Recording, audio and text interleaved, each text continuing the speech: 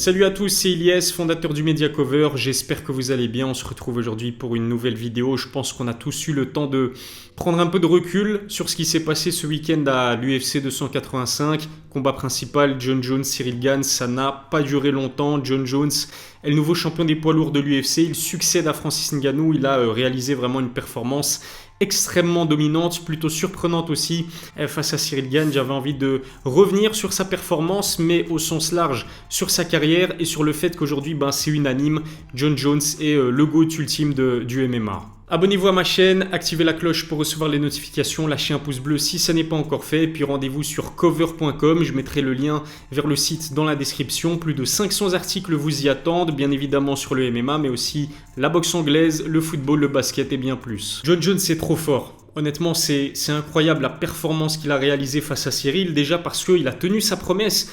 En interview d'avant-combat, dans les différentes prises de parole de Jon Jones avant même de croiser Cyril dans un octogone, il l'avait dit, il allait rendre ce combat facile et s'imposer de manière vraiment expéditive, et c'est ce qu'il a fait. Il a vraiment surclassé Cyril, qui reste quand même l'un des meilleurs poids lourds de tout l'UFC. Ça se voit avec son classement. Il était challenger numéro 1 de cette catégorie des heavyweights, Cyril. Il a battu Tai Tuivasa, Derrick Lewis, Volkov, Jairzinho, qui sont parmi les meilleurs combattants dans cette division. Le seul combattant avant Jon Jones, je veux dire, qui a réussi à lui infliger une défaite, c'était Francis Ngannou. Mais même le Camerounais avait dû batailler sur 5 rounds avant d'être déclaré vainqueur et de conserver sa ceinture. Ça donne encore plus de prestige à cette victoire de Bones, d'autant plus que il n'avait plus combattu depuis 3 ans et que il faisait ses débuts dans une catégorie des poids lourds qui est une catégorie extrêmement dangereuse. Il a vraiment prouvé que c'était le meilleur combattant de MMA de l'histoire, notamment d'un point de vue psychologique, parce que faire ça avec autant de pression sur ses épaules face à, encore une fois, l'un des meilleurs poids lourds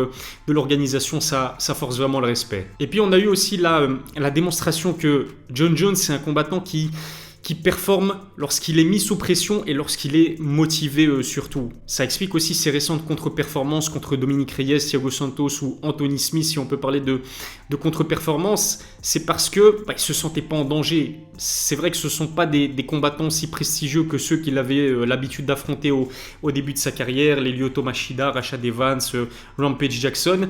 Face à Daniel Cormier aussi et Chael Sonnen, il avait de la haine pour ces combattants-là. Il voulait vraiment marquer les esprits, passer un message aussi, et c'est exactement ce qui s'est passé face à Cyril Gane. Pas parce qu'il détestait Cyril, mais c'est parce que énormément de personnes remettaient en question son niveau après 3 ans d'inactivité dans une catégorie extrêmement dangereuse, et il a fermé des bouches et il a mis un terme aux doutes qu'on pouvait avoir concernant son niveau. À l'UFC, c'est très difficile de rester champion indéfiniment. Pourquoi ? Tout simplement parce que les meilleurs affrontent constamment les meilleurs, et quand je parle de meilleurs, c'est aussi bien des vétérans des sports de combat que de jeunes pousses qui ont prouvé qu'elles avaient leur place dans la conversation pour le titre. Dans l'année qui vient de s'écouler, on a eu Valentina Shevchenko qui a perdu son titre face à Alexa Grasso à l'UFC 285. En parlant de championne dominante, il y a Amanda Nunes qui certes a pris sa revanche, mais qui elle aussi a dû s'incliner face à Juliana Peña. On peut parler aussi de Kamaru Usman. Bref, c'est très difficile de rester champion à l'UFC. Jon Jones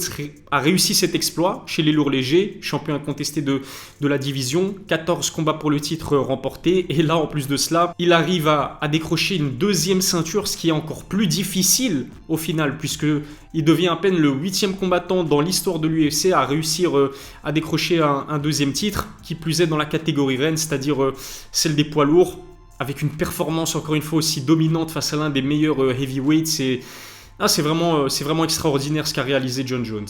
Pour les nouveaux amateurs de MMA qui n'avaient jamais vu Jon Jones évoluer dans un octogone avant son combat contre Cyril Gane, je veux dire, vous devez bien être conscient du pédigré du monsieur. C'est 15 victoires dans des combats pour le titre. Au cours des années, face aux meilleurs combattants de sa division, 15 victoires dans des combats pour le titre face à la compétition la plus relevée qui soit. Il y a seulement 2 combattants qui arrivent à frôler ses accomplissements en termes de longévité de carrière et d'expérience. Georges Saint-Pierre avec 13 victoires dans des combats pour le titre, et puis Demetrius Johnson. Mais c'est vrai que Jon Jones, à ses débuts, il a affronté les meilleurs lourds légers, et qu'à l'époque, la catégorie des light heavyweights c'était parmi la plus relevée de toute l'organisation, ce qui n'est sûrement pas le cas aujourd'hui. Et le pire dans tout ça, c'est que Jon Jones, en réalité, il est invaincu. Alors c'est vrai que son record affiche 27 victoires pour une défaite et un no contest, Mais en fait, cette défaite, elle est due à une disqualification après un coup jugé illégal par l'arbitre. Une décision qui a été remise en question par Joe Rogan qui commentait à l'époque. Une décision qui a été récemment remise en question par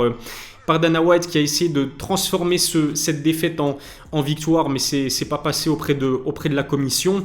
Jon Jones dominait absolument Matt Hamill. Si l'arbitre n'avait pas estimé que c'était un coup illégal, il l'aurait certainement remporté. J'ai presque envie de dire que finalement le pire adversaire de Jon Jones au cours de sa carrière ou même dans sa vie, c'est Jon Jones lui-même, puisque au-delà de cette défaite, son no contest après sa victoire sur finish face à Daniel Cormier aurait dû être aussi une victoire, mais son contrôle positif aux produits dopants a tout remis en question. Généralement, un combattant, il excelle dans une discipline, il a un domaine de prédilection, il capitalise là-dessus pour décrocher la victoire. C'était le cas avec Khabib, qui était un excellent grappleur, qui vous emmenait au sol, qui pouvait vous tabasser en grand and pound ou alors qui vous soumettait. Et puis, du côté de Conor McGregor, c'était un excellent striker. Il arrivait à surclasser absolument tous ses adversaires quand il était à son prime, notamment avec ses contres dévastateurs et son timing qui était tout simplement exceptionnel. C'est pas le cas avec Jon Jones.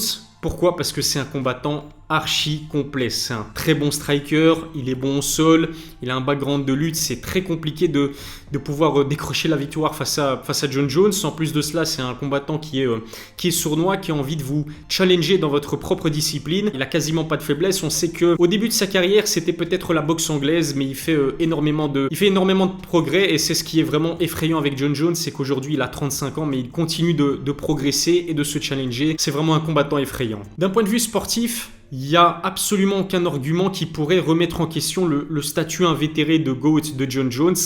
Mais le problème, c'est que il a des casseroles. J'ai même envie de dire que, comme disent les Américains, il a des squelettes dans son placard. Mais c'est de l'extra sportif. Ce sont ses démêlés avec la justice. La dernière affaire en date qui est gravissime, cette affaire de violence domestique. Alors certes, son épouse, visiblement, a passé l'éponge puisqu'elle était présente pour assister à la victoire de Jon Jones dans un octogone, mais c'est très grave. Après, ce qu'il faut dire, c'est que il a payé pour ça, il a été condamné pour ça, pas en termes de prison ferme, mais il a payé des amendes. Apparemment, je pense même qu'il a dû suivre des consultations auprès du psychologue. S'il arrive à mettre toutes ces affaires sombres de côté, c'est tout bénef pour Jon Jones. Après, il y a aussi ces histoires de contrôle positif aux produits dopants, qui sont aussi... logiquement, qui viennent remettre en question les accomplissements de la carrière de Jon Jones. Mais là, j'ai envie de vous poser directement la question. Est-ce que vous pensez vraiment que ces produits dopants expliquent le talent incroyable de Jon Jones tout au long de sa carrière, de 2008, date de ses débuts à l'UFC jusqu'à aujourd'hui? Ça m'étonnerait fort. Est-ce que vraiment n'importe qui se doperait serait aussi fort que Jon Jones dans un octogone? J'en doute vraiment. Certains combattants pouvaient rentrer dans la discussion du GOAT et remettre en cause ce statut de Jon Jones. Khabib, notamment, que certains considèrent comme un GOAT potentiel parce qu'il en est à 29 combats, 29 victoires. C'est le combattant le plus dominant de l'histoire du MMA. Il n'a jamais goûté à la défaite, il n'a même jamais saigné dans un octogone. Le problème, c'est que la carrière de Khabib, elle est trop courte pour aujourd'hui rentrer dans cette discussion. Il a 3 combats, 3 défenses pour le titre, 4 combats pour la ceinture, alors que Jon Jones, il en est à 15 victoires dans des combats pour le titre. En termes d'expérience et de longévité, Jon Jones est très loin devant. Il y a aussi Conor McGregor qui peut rentrer dans cette discussion parce que lui aussi, il a été double champion à l'UFC. Il a même été double champion au Cage Warriors.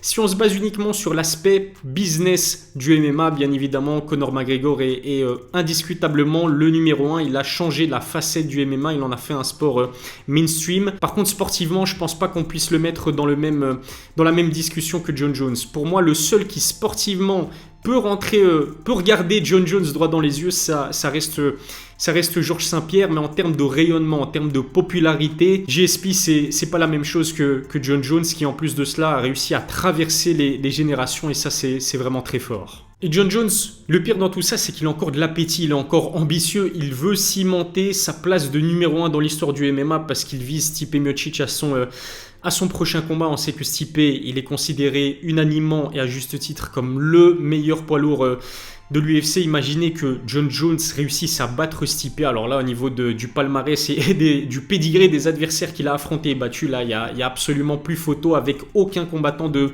MMA. Par contre, je suis un petit peu frustré. Je dois vous l'avouer parce que j'aurais vraiment aimé voir Jon Jones affronter Francis Ngannou. Pour moi, Francis aurait été l'adversaire le plus compliqué qu'aura eu à affronter John Jones parce qu'il a la puissance nécessaire pour éteindre la lumière à absolument tous les individus qui composent la planète Terre. C'est quelqu'un qui fait 120 kg à la pesée. En plus de cela, je pense qu'il cut légèrement pour faire 120 kg. Il est puissant, il est athlétique, il est massif. On sait que John Jones, ça fait 3 ans qu'il prépare sa montée en catégorie. Il est arrivé à 112 kg à la pesée, c'est-à-dire 8 de moins que Francis. Et puis le Camerounais a montré d'énormes progrès en termes de lutte et de grappling face à Stipe Miocic lors du deuxième combat et face à Cyril Gane. Ça aurait été vraiment un combat intéressant, mais malheureusement, on n'aura jamais l'occasion de voir John Jones se mesurer à Francis Ngannou, puisque Dana White a confirmé que Francis ne pourrait pas faire son retour potentiel dans l'organisation. Voilà ce que je pouvais dire concernant les accomplissements incroyables de John Jones au cours de sa carrière et son statut de GOAT qui est aujourd'hui, à mon sens en tout cas, indiscutable. Dites-moi d'ailleurs si vous êtes d'accord avec mon analyse dans les commentaires. Mettez-moi votre top 5 aussi des GOAT du MMA, j'aurai l'occasion de lire ça. Si ce n'est pas encore fait, abonnez-vous à ma chaîne, activez la cloche pour recevoir les notifications, lâchez un pouce bleu, c'est super important. Je vous donne rendez-vous très vite pour une nouvelle vidéo. D'ici là, prenez soin de vous.